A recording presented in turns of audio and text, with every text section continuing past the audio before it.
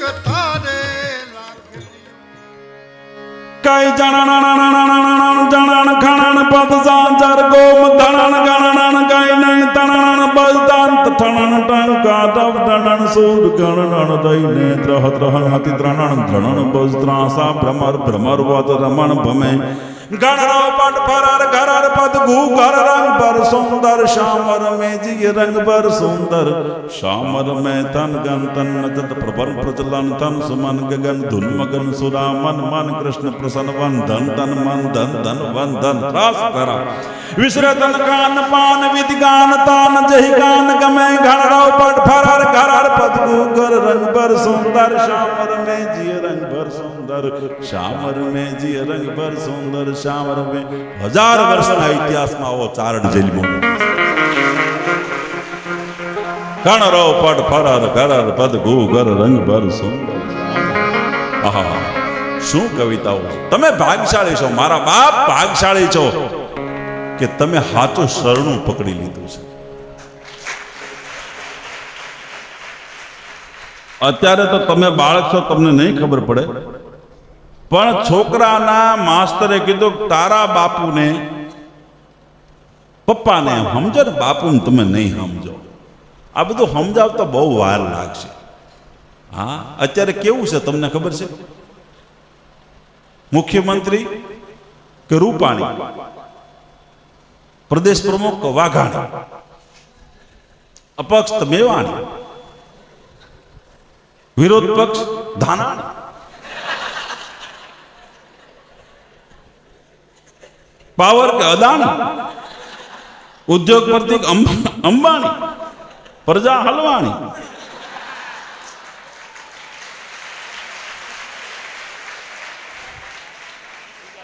સાબરમતી નાની ર દાદભાઈની રચના છે લાગ્યા ગંધાવા પાંભળા પાણીનું ભાવે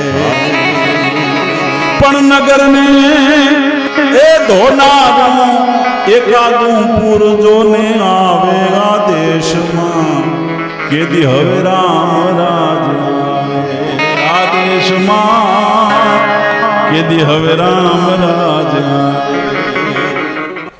એટલે છોકરાને એના બાપુજીને માસ્તરે કીધું કે તારા બાપુજીને હું 5 લાખ રૂપિયા આપું તો આવતી દિવાળીએ મને કેટલા પૈસા આપે વ્યાજ સહિત ગણિત ગણ છોકરો હામો જોઈને કે પાટી પેને ન પકડી ઈ કે 1 રૂપિયો ન આપે ભાઈ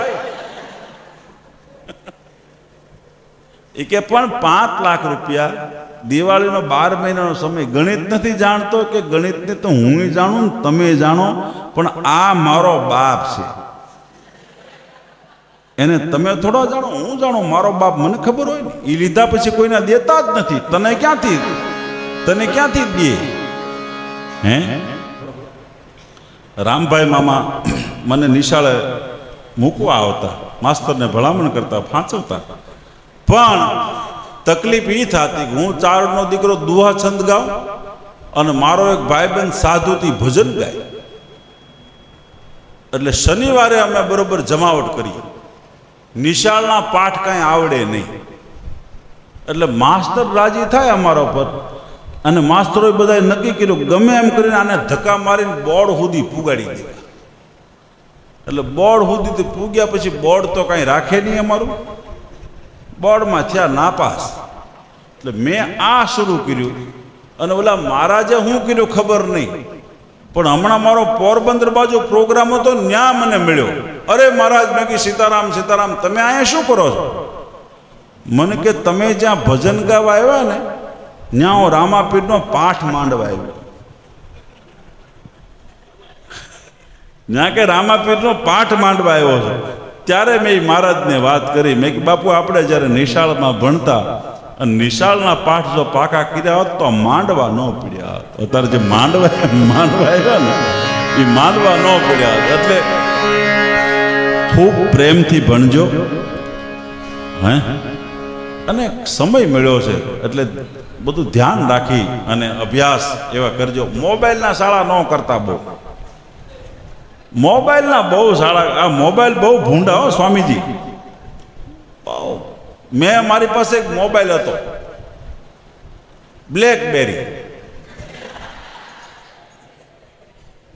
ગામડાને એક ભાભાને મેં કીધું આ મારી પાસે બ્લેકબેરી મોબાઈલ છે. મને કે એ તો મારી પાસે 45 વર્ષથી છે.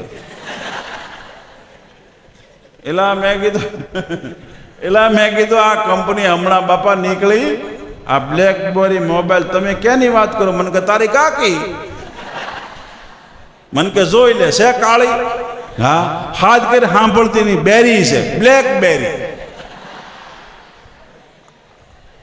આવો મેળ કર્યો બોલો. ગામડાના બાપા બીજી ભાઈ તો ગામડાના બાપાએ ડોશી માએ 80 વર્ષે બાપાને માથે છૂટાછેડાનો કેસ કર્યો. 80 વર્ષ. એટલે ન્યાયાધીશે બોલાવ્યા, માજી અત્યારે આ કેસ? આ તો 20, 22, 25, 30 વર્ષની ઉંમર હોય ત્યારે કરે, તમે 80 વર્ષે? એ કે હા સાહેબ, કેસ કર્યો, ન્યાય માગવા આવીશું. ન્યાયાધીશે પછી તો નિયમ પ્રમાણે બાબાને બોલાવ્યા. બાબા બિચારા વાંકા વળી ગયેલા, હાથમાં આંકે, સોડા બાટલીના તળિયા જેવા કાચના ચશ્મા. બાપો આવ્યો બિચારો કે શું તકલીફ કરે છે આ? એ કે આ મને માનસિક ત્રાસ આપે છે. બાપો એ કે આ હું માનસિક ત્રાસ આપે? આમ તો જો હાલી નથી. એ કે સાહેબ તમે એને ઓળખતા નથી, મીઠો છે, મીઠો. એટલે બોલો, એટલે કે મીઠો થઈને શું કરે છે? ન્યાયાધીશ કે એ કે સાહેબ મને 1 કલાક સુધી મોટી મોટી ગાળીઓ દે છે, પછી મારો વારો આવે ને ત્યારે કાનમાંથી સાંભળવાનું મશીન કાઢી નાખે છે. એટલે મારી ગાળીઓ બધી ફેલ થાય છે. છોકરો જન્મે ને આખું કુટુંબ એમ કે મામા જેવો છે, દાદા જેવો છે, કાકા જેવો છે, મોટા ભાઈ જેવો છે. એની દાદીમાં આવીને કે છાના મના રહેજો, નથી એના કાકા જેવો, નથી મામા જેવો, નથી એના દાદા જેવો, અસલ એના બાપ જેવો છે. મેં રમાડ્યો છે. મને ખબર હોય ને એના બાપને નાનપણમાં મેં રમાડ્યો છે. અસલ એના બાપ જેવો છે. 20 વર્ષનો થાય ને અને મવાની ડુંગળી બગડે એમ છોકરો બગડે, પછી આખું કુટુંબ ફરી જાય. અને એનું કુટુંબ મંડે કહેવા કોની જેવો થયો. આગળ કહેતા હતા ને મામા જેવો છે, દાદા જેવો છે, કાકા જેવો છે. છોકરાનો સંબંધ કરીને આવ્યા ને આખું કુટુંબ આવ્યું. બાજુવાળા બધા કુટુંબી હોય ને પૂછવા આવ્યા, હામાવાળા વેવાય કેવા? એ કે આપણી જેવા. એ કે તોય દીકરી દીધી.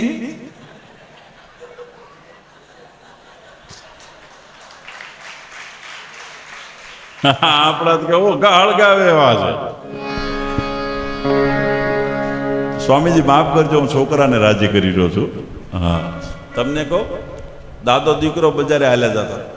3 દીથી નિશાળે ગયો છોકરો, 3 દીથી ન ગયો નિશાળે. હાલ્યા આવતા હામાં, અને માસ્તર હામો હાલ્યો આવે. છોકરાને દાદા કે બેટા હંતાઈ જા. કેમ? 3 દીથી નિશાળે ગયો નથી. આ માસ્તર તારો હામો હાલ્યો આવે, ખીજાય છે. એ કે દાદા તમે હંતાઈ જાઓ. કેમ? કે 3 દી પહેલા મેં રજા લીધી ને ત્યારે કીધું હતું કે મારા દાદા ગુજરી ગયા ને સાહેબ 3 દીની રજા આપ્યો. જીતરા ભાભા જેવું થાય. કાંજીપુટા બારોટનો જીતરો ભાભો. તમે વાતા ન સાંભળ્યો, બાલ સ્વામીજીને સાંભળ્યો બધાએ કાંજીપુટા બારોટનો. વિંધેલાય વિનાય ગણ વિધાય વનમાય ફરે, પણ તું તારું જંતર વગા. મારો જીવતા ઠરે.